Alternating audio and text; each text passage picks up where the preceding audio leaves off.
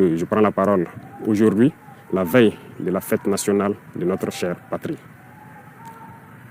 Avant tout propos, j'aimerais donc remercier le bon Dieu qui a fait en sorte que ce jour soit, et pour tous les bienfaits pour notre chère patrie durant toute cette année 2025. Et je continue de prier Dieu qu'il étende sa main sur notre patrie. Je rends un vibrant hommage à toutes nos forces combattantes qui aujourd'hui, depuis plus d'1 an, sont lancées dans une offensive audacieuse dans des territoires qui étaient autrefois considérés comme des bastions de l'ennemi et qui sont en train d'effectuer avec brio la reconquête de notre territoire. Plusieurs zones ont été reconquises en 1 mois où nos forces combattantes ont mis pied et s'y sont installées. Toutes les résistances ennemies qui sont opposées à nos forces ont été écrasées. Et nous n'avons connu aucune perte en vie humaine au cours de ces offensives, rien que quelques blessés légers. D'ailleurs, ces blessés à qui je souhaite un prompt rétablissement et à tous les blessés de cette barbarie qui nous a été imposée. La souveraineté n'est pas qu'un mot, c'est un ensemble. Pour atteindre notre souveraineté pleine et entière, il a fallu passer par la révolution. Cette révolution progressiste populaire décrétée est en cours. Le Burkina Faso aujourd'hui est une vitrine, est un modèle. Nous sommes observés, les gens nous suivent et nous n'avons pas le choix que de réussir. Et j'ai ce plaisir de dire que nous sommes sur la bonne voie et que nous allons réussir. C'est pourquoi tous ceux qui se battent pour atteindre cette souveraineté, cette indépendance réelle, je les exhorte à continuer le combat.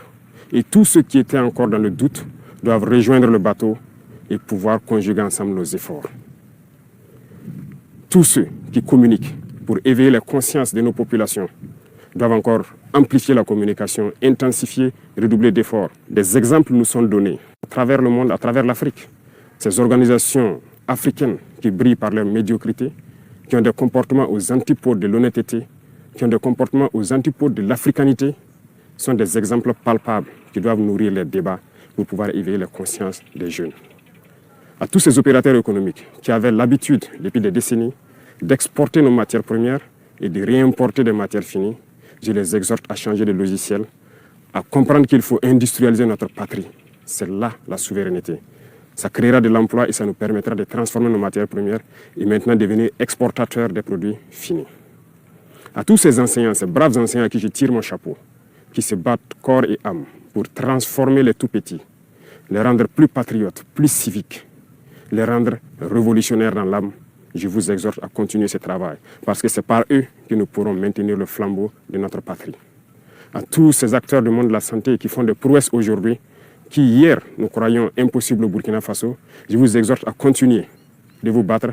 Nous serons de votre côté, nous allons vous appuyer autant que possible en matériel, en logistique, pour que vous continuiez à exprimer votre talent, à faire en sorte que ce qui se fait ailleurs puisse se faire ici.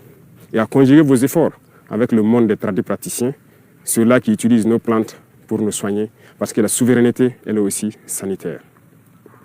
À tous ces acteurs du monde agricole qui ont compris le sens de notre combat, qui accompagnent dans l'offensive agro-pastorale, nous vous rassurons que nous ne ménagerons aucun effort pour que vous puissiez continuer à donner le meilleur de vous-même, pour que cette souveraineté alimentaire que nous souhaitons tant puisse être une réalité et pour toujours. Quiconque parle de souveraineté ne peut pas tendre la main pour continuer à demander à manger. Ça passe obligatoirement par là. Tous ceux qui se battent pour que nous puissions atteindre cette souveraineté sur tous les plans, pour que nous soyons réellement indépendants, je vous encourage à continuer le combat, à intensifier le combat, parce qu'il faut que nous allions vite et bien. Pourquoi je le dis? Il faut que nous allions vite et bien, parce que tout le monde nous regarde. Le monde entier regarde le Burkina, les Africains regardent le Burkina Faso, qui a dessiné un modèle. Et il faut que ce modèle puisse donc inspirer d'autres peuples à rejoindre le combat de la révolution pour que l'Afrique soit libre, digne et prospère.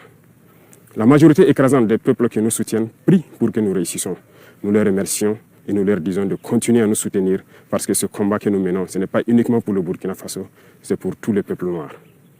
Cette minorité qui est encore perdue, égarée, qu'elle soit bien au sommet des États ou bien ces populations qui n'ont pas encore compris, qui continuent à prier pour que nous échouons, nous leur disons merci parce que leur haine nous permet également de continuer le combat et d'aller de l'avant.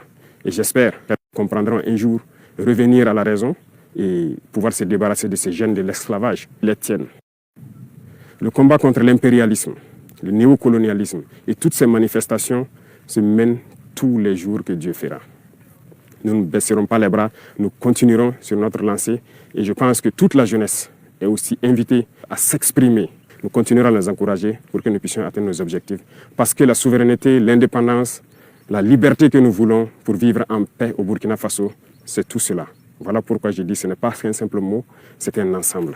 Aujourd'hui, nous sommes fiers de dire que nous avons fait des progrès, tant sur le domaine industriel, industrie civile que militaire. Nous avons fait des progrès sur le domaine de la santé, nous avons fait des progrès sur le domaine des infrastructures, nous avons fait des progrès sur le domaine de la défense, de la reconquête. Ces criminels qui avaient occupé ces zones de notre patrie, croire que c'était leur sanctuaire, ont été délogés dans plusieurs zones, sont en train de fuir le Burkina Faso. Vous verrez certainement des images de leur fuite, mais nous leur disons qu'à présent, ils n'ont que deux choix. Fuir le Burkina Faso ou mourir. Parce que les forces combattantes sont engagées dans cette offensive et ça va continuer. Nous allons poursuivre jusqu'aux limites de nos frontières et sécuriser le Burkina Faso pour que le Burkina Faso vive en paix, se développe, soit prospère, soit un modèle qui inspire les autres nations.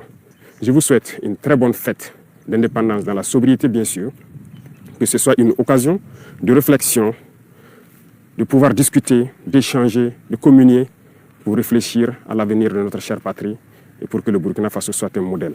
Je répète, le Burkina Faso doit être un modèle pour inspirer d'autres peuples. Vive le Burkina Faso, vive le pays des hommes intègres. Très bonne fête nationale à tout le monde.